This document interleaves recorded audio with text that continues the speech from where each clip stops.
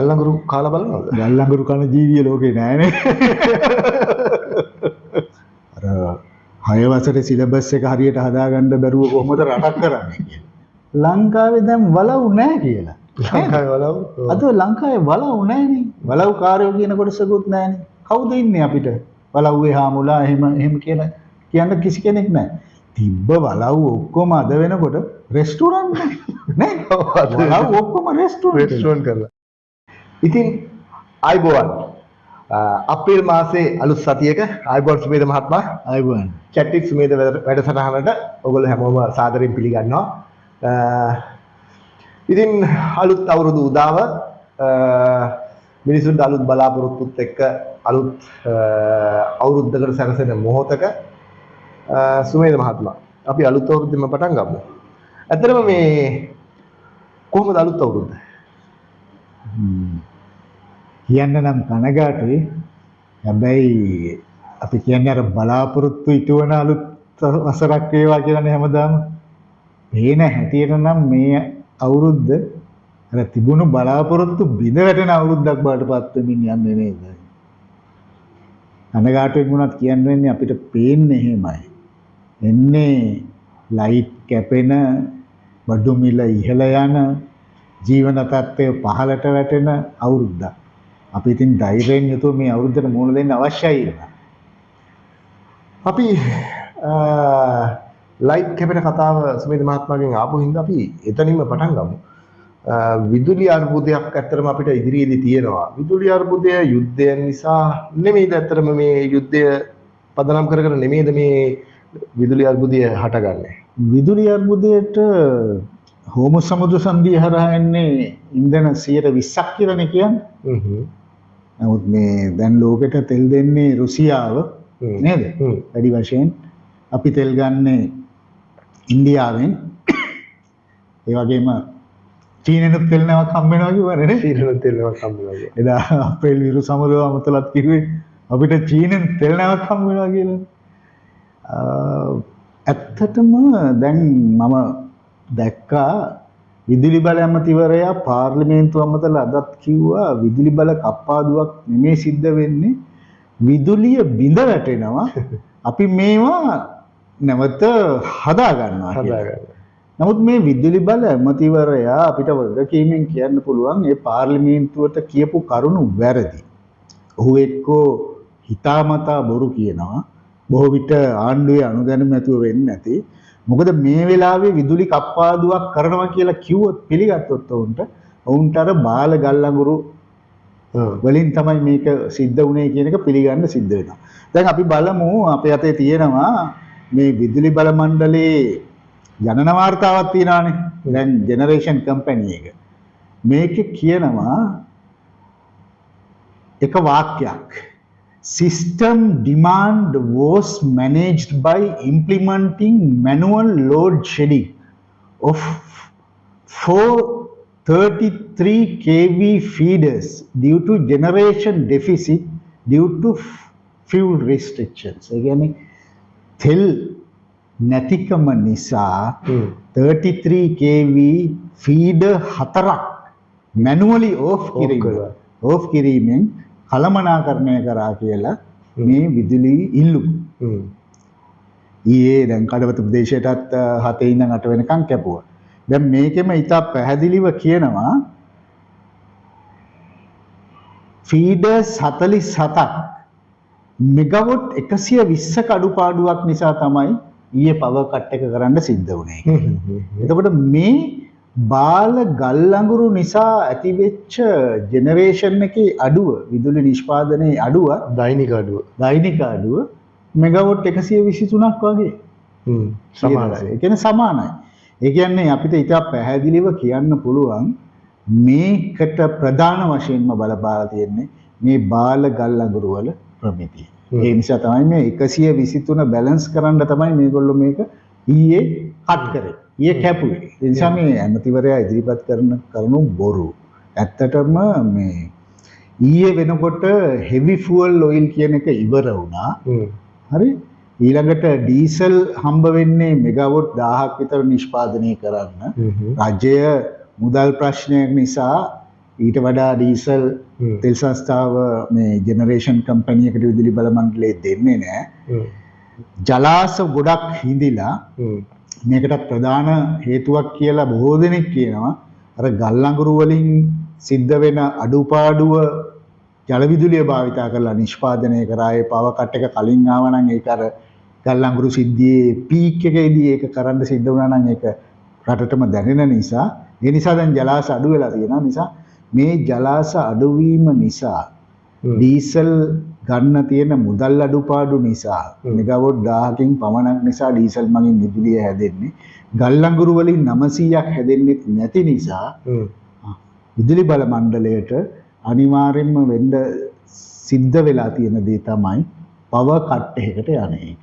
වෙන විකල්පයක් නැහැ. ඒ නිසා මේ පවර් කට් එක සිද්ධ වෙන්නේ මේ ගල් අඟුරු ප්‍රශ්නය නිසා තමයි ප්‍රධාන වශයෙන්ම. හැබැයි බොහෝම මෑතකදී කියන්න ඉඩ තියෙනවා මේ ආණ්ඩුවේ දේශපාලකයෝ මේ ලයිට් කැපුවේ රජය නෙමෙයි විදුලි බල මණ්ඩලය. නේද? විදුලි බල මණ්ඩලය. ඉතින් විදුලි බල මණ්ඩලය විසින් අරගෙන ගන්න තීන්දුව වලට අපි මොකක් කරන්නද? ඒකනේ අපිට පහුගිය කාලේ ඇහුනේ. තෙල් වැඩි කරේ තෙල් සංස්ථාව. අපි කරපු දෙයක් නෙමෙයි. අන්න ඒකට තමයි අපිට අහුම්කම් දෙන්නේ. හැබැයි අපිට පේන දේ තමයි ඉදිරියේදී අනිවාර්යෙන්ම විදුලිය කැපීම සිද්ධ වෙනවා. ඒක වළක්වන්න බෑ. එන්න මේක වැඩි වෙයි. ඊළඟට එහෙම නැත්තම් විදුලි මිල අධිකව ඉහළ දාන්න වෙනවා. එහෙම නැත්තම් තෙල් වල ගණන් ඉහළ දාලා ඒ මුදල් විදුලි නිෂ්පාදනය සඳහා යොමු කරන්න සිද්ධ වෙනවා. නමුත් මේ සියලුම කාරණාවලට ප්‍රවේශ වෙන්න සිද්ධ වුණේ මේ බාල ගල් අඟුරු වලින් තමයි. ඉතින් මේ ජනාධිපතිතුමා කියනවා ගල් අඟුරු කාලා බලන්නද කියලා. ගල් අඟුරු කාලා බලනවද? ගල් අඟුරු කන ජීවිය ලෝකේ නෑනේ. ඉතිහාසයේ කවදාවත් ගල් අඟුරු කාලා බලන ප්‍රමිතිය නෙවෙයි.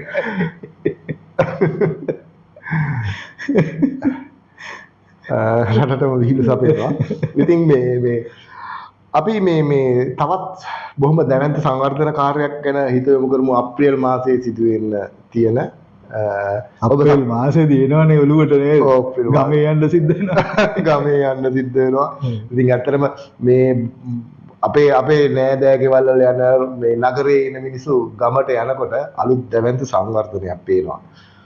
කොළඹ බස් නැවතුම්පොළ ඒක මොකක්ද කියන්නේ? අලුතෙන් ඉදි වුණා කියලාද නැත්නම් ප්‍රතිසංස්කරණය වුණා කියලාද නැත්නම් මන්ද නැවතුමා මේක කියනවා මාලිමාවේ Facebook ඒ වගේම මම හිතන්නේ ජනාධිපති මාධ්‍යංශයේ ඉන්න ඇතමුණුත් මේක පෙන්වන්නේ ලංකාවේ ප්‍රවාහනයේ දැවැන්ත වෙනසක් ඇති කරමින් පිටකොටුව මධ්‍යම බස් නැවතුම්පොළ සංවර්ධනය කරනවා. ඇත්තටම කරලා තියෙන්නේ ජගත් අර පරණ 1983 දී හදපු විටින් විටේ පහසුකම් වැඩි දියුණු කරපු මේ පිටකොටුවේ මධ්‍යම බස් නැවතුම්පොළ අලුත් වැඩියා කරන එක. මේකෙදී ඇත්තටම මගේ ජනතාවගේ පහසුකම් වැඩි දියුණු වෙලා තියෙනවා. ඊළඟට බස් රියදුරන්ගේ කොන්දොස්තරවරුන්ගේ පහසුකම් වැඩි දියුණු වෙලා තියෙනවා. ඩිජිටල් බෝඩ් හයි කරලා නිකන් නවීන පෙනුමක් ලබා දීලා තියෙනවා. ඊළඟට ටයිල් අල්ලලා අර මාකින් ගහලා එක එක පේන්ට් වලින් මේක ලස්සන කරලා තියෙනවා. හැබැයි අපි පැහැදිලිවම කියන්න ඕනේ ලංකාවේ ප්‍රවාහනයේ දැවැන්ත වෙනසක් නම් ওই රිපෙයාර් එකකින් වෙන්නේ නැහැ. ඕක තිබ්බ ගොඩ නැගිල්ල අලුත් වැඩියා කිරීමක් පමණයි. ලංකාවේ ප්‍රවාහනයේ දැවැන්ත වෙනසක් කරනවා නම් උතනම ඉස්සරහා තියෙනවා මැනින් මාකට් එක පෑලියෝට අරගෙන ගිහිල්ලා හිස් කරපු ඉඩම. බස්නාහිර පළාත් ප්‍රවාහන සැලැස්මේ තිබුණු ප්‍රධානම දේ තමයි ඔන්න ඔතන ඉස්සරහා තියෙන ඔය මැනින් මාකට් ඉඩමේ බහුවිධ පිටකොටුව බහුවිධ ප්‍රවාහන මධ්‍යස්ථානයේ ඉදි කිරීම. ඒ බහුවිධ ප්‍රවාහන මධ්‍යස්ථානයේ ඉදි කරලා මාළඹේ ඉඳන් එන සැහැල්ලු දුම්රිය, කඩවත ඉඳන් එන සැහැල්ලු දුම්රිය මෙන්න මේ ප්‍රවාහන මධ්‍යස්ථානය තුලට අරගෙන එන්න. ඊළඟට අර කොළඹ සබර්බන් කොළඹ තදාසන්න දුම්රිය ව්‍යාපෘතිය කියලා තිබුණා. ඒකෙන් සැලසුම් කරලා තිබුණා කළුතර ඉඳන් කොටුවට, කොටුවේ ඉඳන් රඹුක්කනට, ඊළඟට කොටුව මීගමුව කියන මේ ප්‍රධාන දුම්රිය මාර්ග, වැඩිම ජනතාව ගමන් කරන දුම්රිය මාර්ග මේවා විදුලීකරණය කරන්න. විදුලීකරණය කරලා විදුලි දුම්රිය දුවගන්න. ඊට අමතරව දැන් ඔය ඉඟුරු කඩේ හන්දියට හරහා යන ඔය කැලණිය අලුත් පාලමේ ඉඳන් එන වරාය පිවිසුම් මාර්ගයෙන් එක පිවිසුම් මාර්ගයක් උඩින් අරගෙන ඇවිල්ලා ඔය මල්වත ස්ට්‍රීට් එක ළඟ හරියෙන් පටන් අරගෙන උඩින් අරගෙන ඇවිල්ලා මේ ප්‍රවාහන මධ්‍යස්ථානයට සම්බන්ධ කරනවා. මෙන්න මේ කාර්ය කරා නම් ලංකාවේ ප්‍රවාහනයේ දැවැන්ත සංවර්ධනය සිද්ධ වෙනවා. ඉතින් වෙලා තියන්නේ අපි මෙන්න මේ දැවැන්ත ව්‍යාපෘති කරා කියලා පෙන්වන්න නැති වුණාම මේගොල්ලෝ Facebook එකේ කතන්දරය එනවා. ඔය පිටකොටුව මධ්‍යම බස් නැවතුම්පළ ව්‍යාපෘතිය කියන්නේ එහෙම නිකන් සුරංගනා කතාවක් බවට පත් කරපු නිකන් අලුත් වැඩියා කිරීමේ ව්‍යාපෘතියක් පමණයි.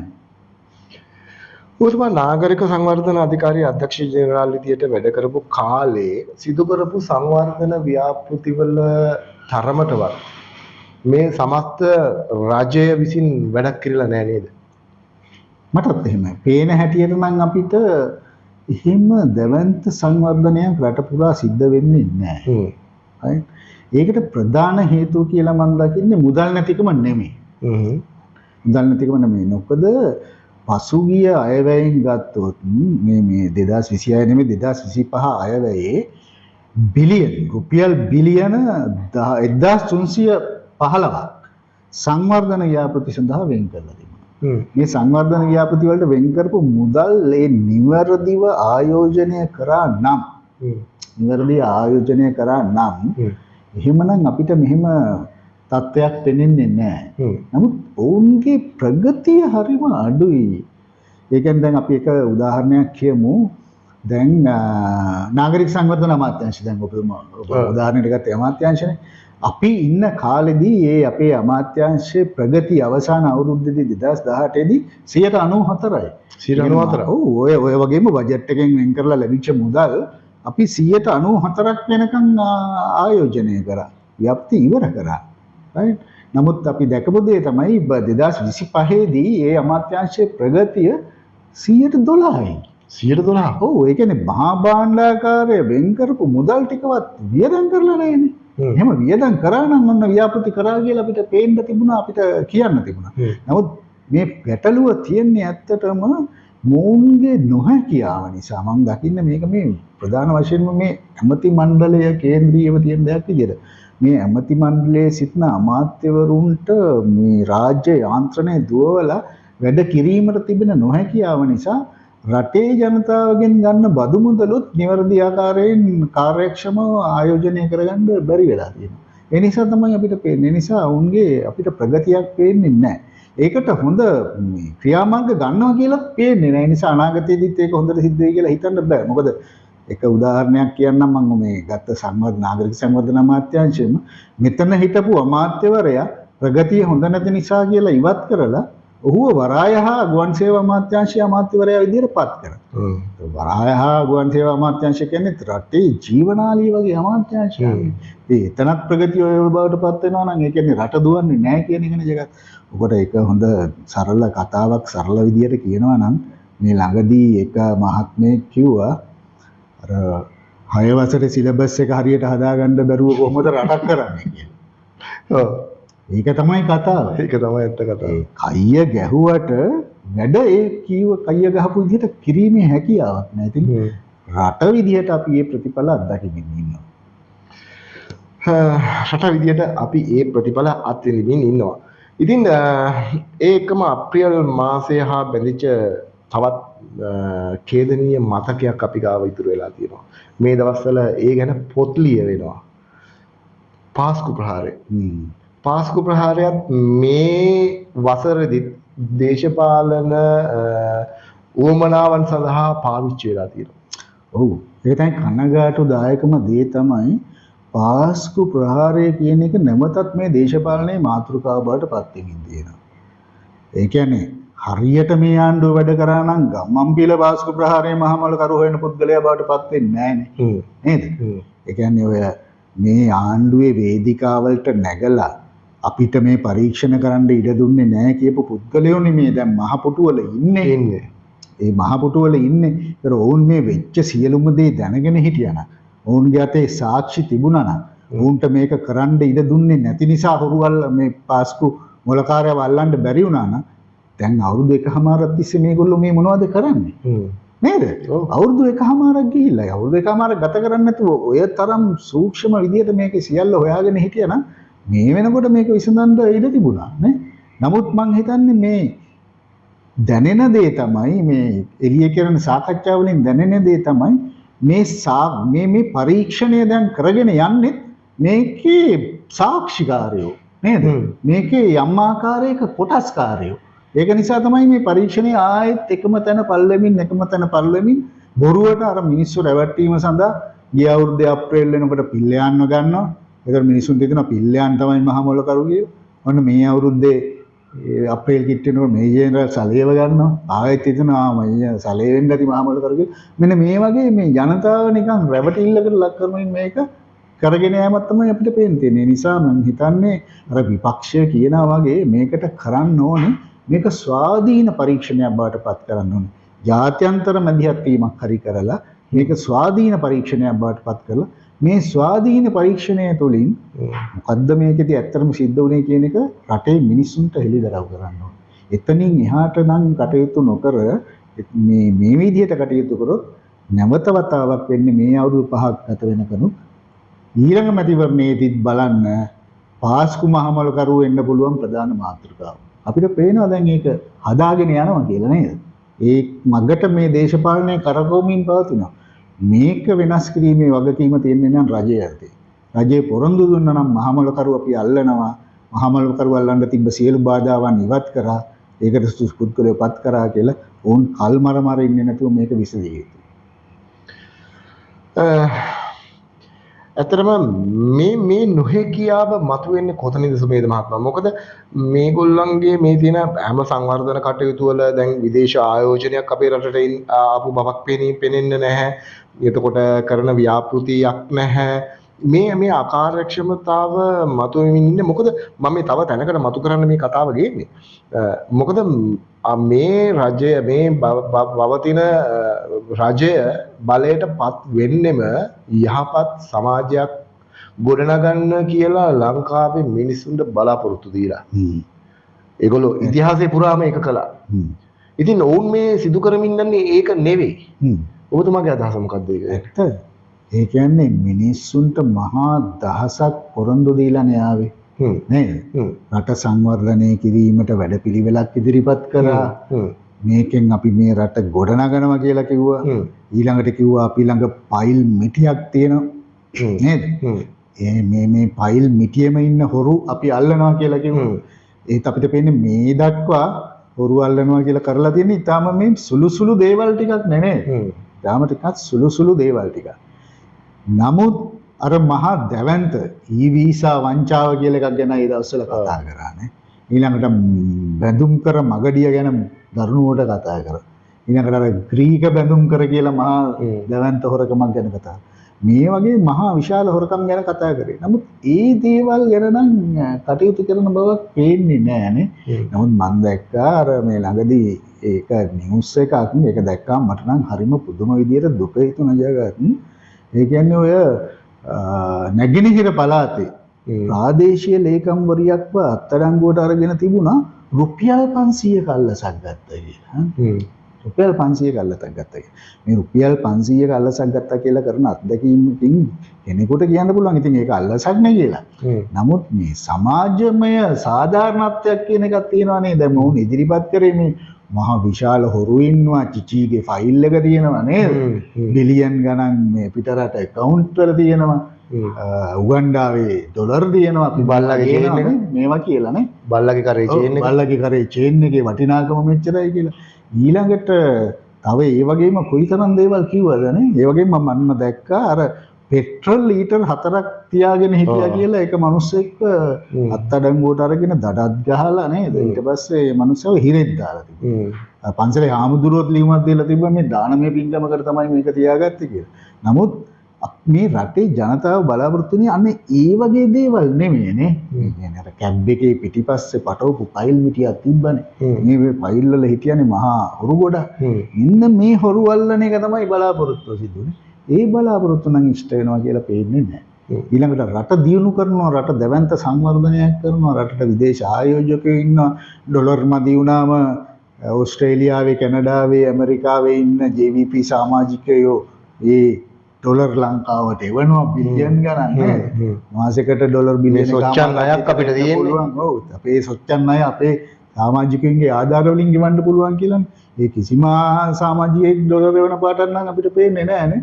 ඒ නිසා මේ මහා බොරුව, ඒ කියන්නේ මහා බොරුවක් කියලා බලය අරගෙන ඊළඟට මහා දැවැන්ත දේවල් කරනවා කියලා බලය අරගෙන මේ මහා නොහැකියාව නිසා මේ කිසිම දෙයක් කරගන්න බැරුවම එකතන පල්ලෙමින් ඉන්නවා කියන එක තමයි අපිට පේන්නේ. මේ සමාජික මුදල් ලැබෙන කතාව කියද්දි මට තව දෙයක් මතක් වුණා.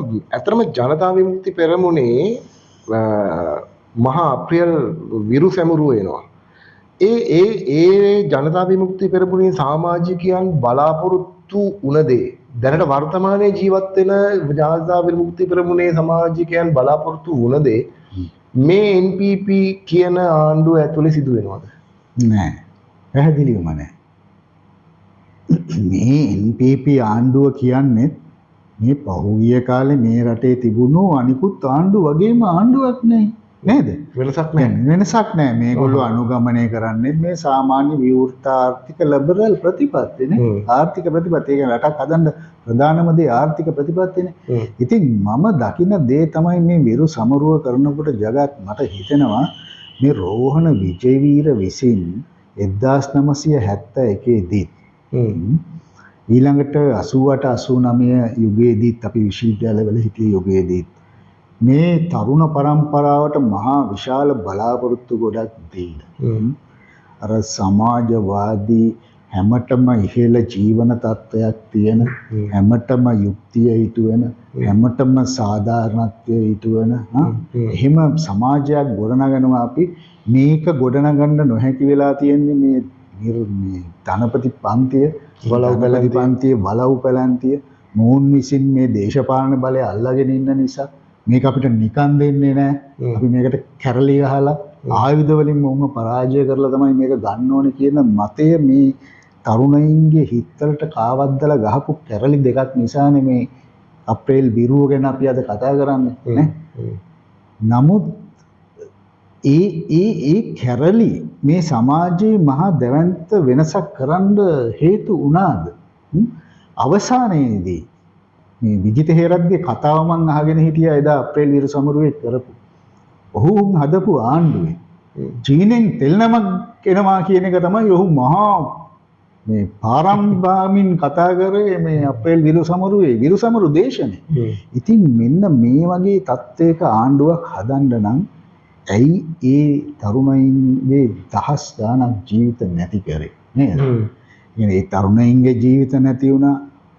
ඊට පස්සේ මේක මර්ධනය කිරීම සඳහා රජය ගත්ත පියවර වලින් තවත් කැරල්ලට සහභාගීත්වයක් නොදක්වපු තරුණයෝ මිය ගියා. සන්නද්ධ හමුදාවල පිරිස් මිය ගියා. ඊළඟට වාමාංශික පක්ෂවල UNP එකේ ශ්‍රී ලංකා නිදහස් පක්ෂයේ පුද්ගලයින්ව මරා දැම්මා. මේ මහා මිනිස් සංහාරය සිද්ධ වුණේ මේ රෝහණ විජේවීර විසින් මේ සමාජයට මේ තරුණයින්ට මේ දේශපාලන පක්ෂය හරහා දුන්නු මතවාදය නිසා. ඉතින් අවසානයේ මට නම් දැනෙන දේ තමයි ආපහු හැරිලා බලපුවාම ඒ කියපු දේවල් වලින් කිසිම ප්‍රතිඵලයක් ලැබිලා නැහැ කියන එක. ඒ නිසා මං හිතනවා මේ ඒක පුදුම හරිම අපරාධ ජීවිත විනාශයක් කියලා. දැන් බලන්න ජගත්. දැන් මං ඔය අපි දාන වීඩියෝ වලට Facebook එකේ දාන වීඩියෝ වලටත් කමෙන්ට් දාන ඇතැම් මේ ජවිපේ සමාජිකයෝ කියනවා වලව් පැලැන්තිය ආරක්ෂා කරන්න හදනවා. වලව් වලගේ දේශපාලනයට මේ දංකුඩ සූරාගෙන කරනවා වගේ කතා. ඒ කියන්නේ මේ මිනිස්සුන්ගේ මොළවල මේගොල්ලෝ තාමත් දන්නේ නැහැ ලංකාවේ දැන් වලව් නැහැ කියලා. ලංකාවේ වලව්. අද ලංකාවේ වලව් නැහැනේ. වලව් කාර්යෝ කියන කොටසකුත් නැහැනේ. කවුද ඉන්නේ අපිට? වලව්වේ හාමුලා එහෙම කියලා කියන්න කිසි කෙනෙක් නැහැ. තිබ්බ වලව් ඔක්කොම අද වෙනකොට රෙස්ටුරන්ට් නේ. වලව් ඔක්කොම රෙස්ටුරන්ට් කරලා. ලංකාවේ තිබුණු රොස්මිට් ප්‍රදේශයේ තිබුණු ප්‍රධානම වලව්වක් ගත්තොත් ඒකත් එහෙමනේ නේ. ඒකත් ඒ තත්ත්වයටපත් වෙලා රෙස්ටුරන්ට් එකක් වෙලා. ඒ කියන්නේ වලව් රෙස්ටුරන්ට් එක. මේ තත්ත්වයට ආවේ කොහොමද? මේ තත්ත්වයට ආවේ මේ 1977 ලංකාවට අඳුන්වලා දුන්නු විවෘත ආර්ථිකය නිසා. මේ විවෘත ආර්ථිකය නිසා ධනය උපයාගත්ත පිරිත් බිහි වුණාම ඉබේම මේ ධනය උපයන යාන්ත්‍රණයට එන්නේ නැති වලව් අහෝසි වෙලා ගියා. අද හිතන්න මේ ධම්මික පෙරේරා, ඩඩ්ලි සිරිසේන නේද? ඩඩ්ලි සිරිසේන වගේ කවුද අපේ මේ 8 කන්ස්පෙන්ස් එකේ අයිතිකරු නේ? හරි ජයවර්ධන මේ ඔක්කොම මේ සාමාන්‍ය මිනිස්සු විදිහට ඉඳගෙන මහන්සියෙන් සල්ලි හම්බ කරගෙන උඩට ආපු මිනිස්සු. දේශපාලකයෝ ගැන හිතන්න. දේශපාලඥයෝ මේ වගේම මහන්සි වෙලා දේශපාලනය කරලා උඩට ආව පුද්ගලයෝ. නැත්තම් මේ තඹුත්තේගම හිටපු අනුර කුමාර දිසානායක මහත්මයා අද ජනාධිපති වෙලානේ මේ රටේ නේ. වලව්කාරයෙක් නෙමෙයි ජනාධිපති වෙලා ඉන්නේ. අනුර කුමාර දිසානායක මහත්මයා. ඒ කොහොමද උනේ? මේ 76 වසරක සාපේ කියලා කිව්වට මේ 77 ඉඳන් ක්‍රියාත්මක වෙච්ච මේ ආර්ථික ක්‍රමය නිසා අද සාමාන්‍යයේ හිටපු මිනිස්සුන්ට ඉහළ සල්ලිකාරයෝ බවට පත් වෙන්න පුළුවන්කම වෙලා තියෙනවා. අනුර කුමාර දිසානායක මහත්මයා වගේ කට්ටියට මේ මැතිවරණ ක්‍රමය නිසා නේ මැතිවරණ ක්‍රමය නිසා ඉහළට එන්න පුළුවන් වෙලා තියෙනවා. ඉතින් මේ අප්‍රේල් විරු සමරුව ගැන කතා කරනකොට මට නම් හිතන දේ තමයි දිගින් දිගටම නේද මේ ප්‍රජාතන්ත්‍රවාදී ක්‍රියාවලිය තුල ඒ කටයුතු කරමින් ඉදිරියට ආවා නම් අපේ රට අද මේ තිබෙන තත්ත්වයට වැටෙන්නත් නැතුව ඉතාමත් හොඳට ඔය තරුණයින්ගේ ජීවිත දන් දෙන්නෙත් නැතුව ඔය අනිත් දේශපාලන පක්ෂවල මිනිසුන්ව ඝාතනය කරන්නෙත් නැතුව රජය විසින් මේ තරුණයන්ව ඝාතනය කරන්නෙත් නැතුව අපිට අද ඉන්න තත්ත්වයට එන්න පුළුවන්කම තිබුණා. ඒ නිසා මම නම් හිතනවා ඇත්තටම මේක මේ ඓතිහාසික වශයෙන් මේ රෝහණ විජේවීරගේ තිබුණු යම්කිසි ප්‍රශ්නයක් මේ ඌට ජීවිතේ මුණ දෙන්න සිද්ධ වෙච්ච ප්‍රශ්න නිසා නේද? ඔහු තල්ලි වී ගිය තැනක ඉඳන් මේ පක්ෂය ගොඩනගන්නේ. ඒ කියන්නේ ඇත්තටම ගත්තොත් එහෙම වෛරයක් මතින්නේ ගොඩනගුනේ. මේ දිගින් දිගටම මේක වෛරය මතින් මේ ඉස්සරහට නිසා මේ වෛරය මතින් මේක ගොඩනගුනේ නැත්තම් මම හිතන්නේ අපිට මීට වඩා හොඳ තැනක මේ රටට මෙච්චර දහස් ගාණක් ජීවිත දන් දෙන්නේ නැතුව අද ඉන්න තත්ත්වයට එන්න පුළුවන්කම තිබුණා. ඒ නිසා මම නම් හිතනවා ආපහු හැරිලා බලපුවාම මේ කැරලි දෙක කියන්නේ අපරාධයක් කියලා. ලංකාවේ ආපස්සට හැරෙන්න. ආපස්සට ඒ කියන්නේ අපරාධයක්. ජීවිත දහස් ගාණක් විනාශ වෙච්ච අපරාධයක්. ඉතින් අනගාටුවට කරුණ අඩු ගානේ මේ පක්ෂය විසින් මෙහෙවපු මේ අරගලයට ගිහිල්ලා මියදිච්ච මේ විරුවෝ වුන් සමරන මේ අප්‍රේල් විරුවෝ ඔවුන්ගේ වීරත්වය හා ඔවුන්ගේ කැපකිරීම ගැන නෙමෙයි විජිත හේරත්ලා දෙතෙන්ට ගිහිල්ලා කතා කරන්නේ චීනෙන් එන තෙල් නැම ගැන. නේද? ඔව් ඒක තමයි අවසානයේදී මේ ජනතා විමුක්ති පෙරමුණේ නායකත්වයට පත් වෙලා තියෙන තැන. මේ දෙකට ගත්තහම නම් ඇති වෙන්නේ හරිම කනගාටු. ඒක තමයි විරුවන්ට අතු ඉරණම. ඉතින් මේ ඒ වගේම ලස්සන වාක්‍යයක් මේ දවස්වල ඔබතුමා නියෝජනය කරන ඔබතුමා සමගි ජන බැලවේගයේ ගම්පාදිටික් සංවිධායකවරයෙක් විදිහට ඉන්නවා. ඉතින් මම ඔබතුමාගෙන් මේ ප්‍රශ්නේ අහන්න ඕන. ඔබතුමාලගේ මේ දවස්වල ජනප්‍රිය මාතෘකාවක් තමයි යන සතිවාර තමයි බොරු මදිවට හොරු. මොකක්ද ඇත්තට මේ වැඩසටහන? මේක ඇත්තටම ජගත් මේක පටන් ගත්තේ බොරු වෙන්නේ නේ. ඒ කියන්නේ අපිට මේ මැතිවරණ ව්‍යාපාරය ගත්තාම අපිට පේනවා උන් අර ජනතාවට ඉදිරිපත් කරපු ප්‍රතිපත්ති ප්‍රකාශනය ගත්තා. බොහෝ දේවල් කරන්න පුළුවන් දේවල් නෙමෙයි. ඒවා බොරු. අපි නම් ඒ දවස්වලත් ඔක කිව්වට මිනිස්සු ඒ වෙලාවේ තිබුණු අර හැඟීම්බර ස්වරූපය නිසා වුන් කිව්වේ මොනවා කිව්වත් නෑ එහෙම නෑ අනුරට මේක කරන්න පුළුවන්. අනුර කරන්න බැරි නම් කියන එකක් නෑ කියලා. නමුත් දැන් වෙනකොට මම හිතන්නේ වුණ අත්දැකීමින් ඉන්නවා. ඒක අත්දැකීමින් ඉන්නවා. ඒ බොරුව ඒ වගේම මේ විවේචනයන් කරනකොටත් කරේ ඒ විවේචනයන් වලත් තිබුණේ අර සීගිරිය කඩන්න ඕනේ පෝට් සිටිය හදන්න වගේ කතා කියන වගේ මහා බොරුවක් නේ තිබුණේ. අද උදන් අනනවනේ පෝට් සිටියට ආයෝජකයෝ ආවා කියලානේ. අර එදා මාධ්‍යවන්ත විවේචනය කරපු පෝට් සිටියට අද උදන් අනනවනේ. එතකොට මෙන්න මේ බොරුව කියන එක පටන් ගැනීමෙන් නම් තිබුණු දෙයක්. දැන් මේ මෑත කාලීනව හිතන්නකො මේ මෑත කාලීනව. දැන් මේ මාසෙකට විතර කලින් කිව්වා තෙල් අවශ්‍ය තරම් තියෙනවා මයි වෙනක. නේ? ඒ නිසා මේ කිසිම බියක් ඇති කරගන්න QR ඕනේ. ඔව් QR ගේන එක ගැන හිතුවේවත් නැහැ. හිතුවේවත් නැහැ. ඊළඟට ඒ කියලා සුමානයක් විතර යනකොට ඔන්න QR සිස්ටම් එක ගෙනාවා. නේ? ගෙනල්ලා අර විද්‍යුත් සලාක ක්‍රමයන්නේ ඕක. ගෙනල්ලා මේක ක්‍රියාත්මක කරන්න පටන් ගත්තා. මේක කරගෙන යනකොට කිව්වා තෙල් මිල වැඩි වෙන්නේ නැහැ. එහෙමත් කිව්වනේ. ඊට පස්සේ මට මතකයි තෙල් එකපාරක් වැඩි කරලා දැන් දෙවෙනි සැරේ එක සතියන්තයක තෙල් බෙදන්නේ නැහැ නේද කියලා මාධ්‍යවේදීව ඇහුවාම කිව්වා නෑ අපි තෙල් බෙදනවා කියලා. නෑ එහෙම තීරණය කරන්න තෙල් බෙදනවා කියලා. හැබැයි සතියන්තය උන් තෙල් බෙදුවේ නැහැ. ඉරිදා රෑ තෙල් වැඩි කරා. නේ? මධ්‍යවන්ත විදියට තෙල් වැඩි කරා. right? ඊළඟට තෙල් වැඩි කරා. තෙල් වැඩි කරලා දැන් අද පාර්ලිමේන්තුවට කියනවා විදුලි බල අමාත්‍යවරයා විදුලිය කපන්නේ අපි. තනින් තන බිඳ වැටෙනවා අපි ඒව හදනවා කියලා. හැබැයි මේ ජෙනරේෂන් කම්පැනි එකේ report එක මම දැන් ඉස්සෙල්ලා කියපු report එකේ කියනවා ඔවුන් පැහැදිලිවම කියනවා manually feeders off කරලා මෙගාවොට් 123ක් ඉතිරි කරා කියලා. ඉතිරි කරා කියලා. මෙගාවොට් 23ක් මේ ප්ලාන්ට් වල දුවවන එක ඒගොල්ලෝ නැවැත්තුවා කට්ටයකින් පව කට්ටයකින්. ඒ කියන්නේ විදුලියක් කැපුවා. ඉතින් මේ පේන්නේ බොරුවනේ. නේ? ඊළඟ හොරු වැල්ලීම කියන එක ගැන හිතන්න. හොරු වැල්ලීම කියන එකත් දැන් අපි කතා කරන්නේ කොට ඒක තුලත් අපිට පේනවා මේ මහා පරිමාණ හොරකම් නම් අහුවෙන්නේ නැහැ. ඒව ගැන හොයන්නේ නැහැ කියලා නේද? ඒ නිසා මේ මෙතන තියෙන්නේ මේ බොරුව. ඒ මදිවට දැන් අපිට පේනවා බොහෝ තැන්වල හොරකම් කිරීම කියන එකත් සිද්ධ වෙනවා කියලා. අපි නම් හොරකම් කරන්නේ කියලා මේක නෑ. දැන් ටෙල්ලින් සිල්වා නිරු සමරුවේ වවුනියාවේදීත් කිව්වේ මේ ගල්ලඟුරු බාලයි. ගල්ලඟුරු වලින් පව හැදෙන්නේ නැහැ. හැබැයි අපි හොරකම් කරේ නැහැ කියලා. ඉස්සර කට්ටියත් එහෙමනේ කිව්වේ නේද? ඒකම තමයි මේගොල්ලෝ චෝදනා කරන කට්ටියත් එහෙමනේ කිව්වේ.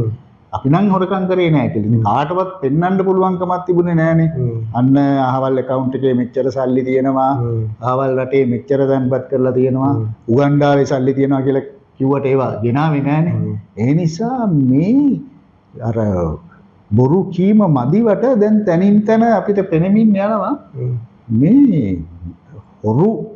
හොරකම කියන එක කරගෙන යනවා කියලානේ. මේක මෙහෙවන්නේ සල්ලි එකතු කරන්නේ පක්ෂයටද පුද්ගලයින්ටද රයිට්? ඒක ගැන අපිට හරි පැහැදිලිව කියන්න බෑ. නමුත් මේ ජනතාවගේ මුදල් නම් වංචාවක් සිද්ධ වෙනවා කියන එක පේනවා. ඉතින් බාල ගල්ලඟුරු ගේන්න ටෙන්ඩර් කන්ඩිෂන්ස් වෙනස් කරා, ලක්ෂයට බැස්සුවා සප්ලයි එක. ඊළඟට මේක දින ගාන අඩු කරා නේද? අඩු කරලා තමයි මේ බාල ගල්ලඟුරු ආවේ. ඒතකොට ඒ ගල්ලඟුරු වලින් එන්නේ නියත ප්‍රන්ති අඟුරු නෙමෙයි කියලා පේනකොට දැනෙන දේ තමයි මේක තුල හොරකමක් සිද්ධ වෙලා තියෙනවා. ඉතින් අනිත් එක අලුතෙන් දාන ටෙන්ඩරේ ඒ අලුතෙන් දාන ටෙන්ඩරේදී ටොන් ලක්ෂ 20ක් සප්ලයි කරලා තියෙන්න ඕනේ කියලා කන්ඩිෂන් එකක් දාලා තියෙනවා. ඒ කියන්නේ අර කලින් කන්ඩිෂන් එක දැන් වෙනස් කරලා නේ? වෙනස් කරලානේ. මේ නැගිච්ච මහා දැවැන්ත හඬ නිසා. ඒ නිසා අපි තේරුම් ගන්න තියෙන දේ තමයි මේ බොරුව සහ මේ හොරකම ගැන රටේ ජනතාවට කියන්න ඕනේ කියන එක. ඒ නිසා තමයි මේ ප්‍රචාරක මාලාව යන්නේ. මේකේ ඉලක්කය වෙන්නේ ඊළඟට හැදෙන රජයකොත් මේ බොරුවට රැවටෙන්නේ නැතුව හොරු නේද? හොරකමට ඉඩ දෙන්නේ නැති ආණ්ඩුවක් හදාගන්න ඕනේ කියන එක. ඔව් බොරුවද හොරකමද මට අපිට තේරෙන්නේ නැහැ. ජගත් භයානකම දේ තමයි බොරුව. මම නම් කියන්නේ. හොරකමට වඩා බොරුව භයානකයි. මොකද බොරුව කියන තරමට විශ්වාසය බිඳ වැටෙනවා. රජය ගැන තියෙන විශ්වාසය බිඳ වැටුනහම එවැනි ආණ්ඩුවකට රටක් හදන්න බෑ. ඒ නිසා මේ බොරුව හරිම භයානකයි හොරකමට වඩා. ඔව්. ඉතින් අපි බොහෝ දේවල් කතා කළා. අපිට තව ගොඩක් කාල වේලා ගන්න බැහැ. නැත්නම් අපිට කතා කරන්න තව තියෙනවා අපේ ගොවීන්ගේ තියෙන ප්‍රශ්න ගැන, පොහොර ප්‍රශ්න. අර සුමේද මහත්මයා මේ 2022 පෙබරවාරි මාර්තු වල උද්ගත වුණු ප්‍රශ්න, ගෑස් ප්‍රශ්න, විදුලිය කප්පාදු ප්‍රශ්න, ජල ප්‍රශ්න, ගොවීන්ගේ ප්‍රශ්න, ඒක ඒ විදිහම මේ දෙයක් නෙමෙයිද මේ අලුතින් වේගෙන? පේන දේ තමයි ඒ දේවල් නැවත ඒ ආකාරයෙන් සිද්ධ වෙමින් පවතිනවා කියන්නේ. ඒක නිසා ඒ දේවල් ආරම්භ වෙලා මාස 5ක් යනකොට තිබුණු රජය බිඳ වැටුණා. ජනාධිපතිවරයා තනතුර අතහැරලා ගියා. පැනලා ගියා.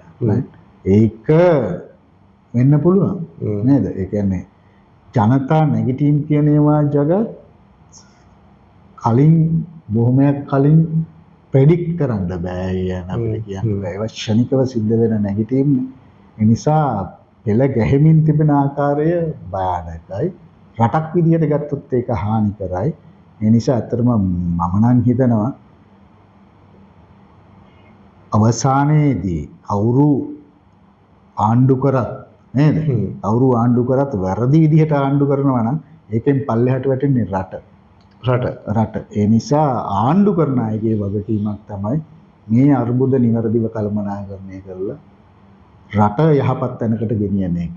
එහෙම නැත්නම් ඒක කරන්න පුළුවන් කට්ටියකට දෙන එක. ඉතින් අපි එහෙනම් සමුගන්නයි සූදානම.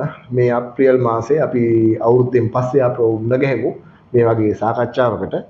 ඉතින් එහෙනම් අවුරුද්ද කොහොමද ගෙවන්නේ කියලා හිත ඉන්න ගමන් අපි ඔයගොල්ලන්ගෙන් සමුගන්නවා. අපි අවුරුද්දෙන් පස්සේ අලුත් තොරතුරුත් එක්ක හම්බෙමු. ආයුබෝවන් සුමේද මහත්මයා. ආයුබෝවන්. සියලු දෙනාටම ආයුබෝවන්.